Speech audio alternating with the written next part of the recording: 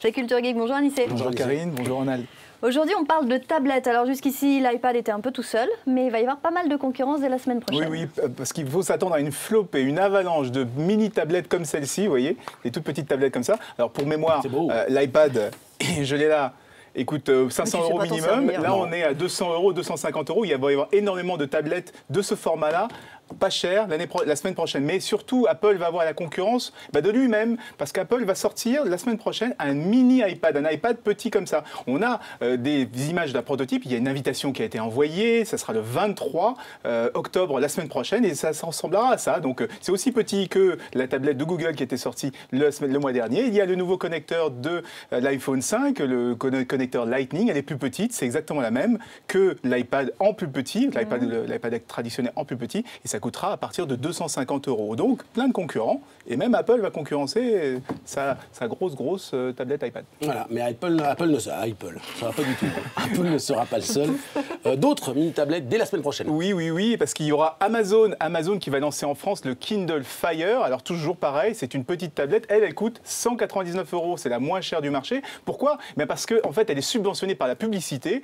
Quand sa tablette est en veille, on aura droit à une publicité sur la page de sa tablette. Parce qu'Amazon veut gagner de l'argent, lui, plutôt sur son catalogue. C'est un cyberlibraire, il vend des bouquins, il vend aussi des films et de la musique, et c'est sur cette partie-là qu'il va gagner de l'argent. Mais l'idée, une tablette avec un prix canon, subventionné par la publicité, c'est l'argument d'Amazon. Bon, Microsoft prépare, lui, un gros coup. Oui, un énorme coup, parce que lui, Amazon, ça sera le 25. Le lendemain, le 26, Microsoft va lancer une tablette très attendue qui s'appelle la tablette Surface. Le lancement de cette tablette va correspondre au lancement de Windows 8, c'est la nouvelle version de Windows, qui sera pour cette fois tactile. Les arguments de Microsoft, eh bien, il y a ce fameux clavier détachable qui fait en même temps housse et en même temps couverture de clavier.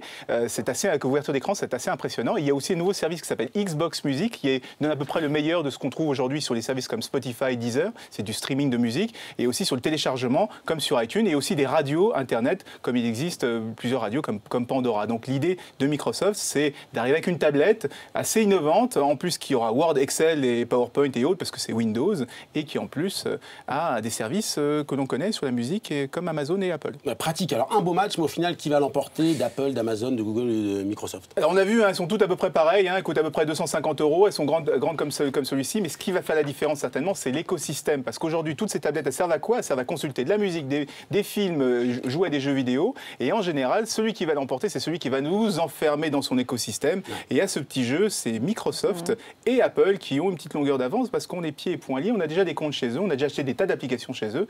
Les Amazon et les Google vont avoir un peu plus de mal. Mais libéré, l'informatique, libéré.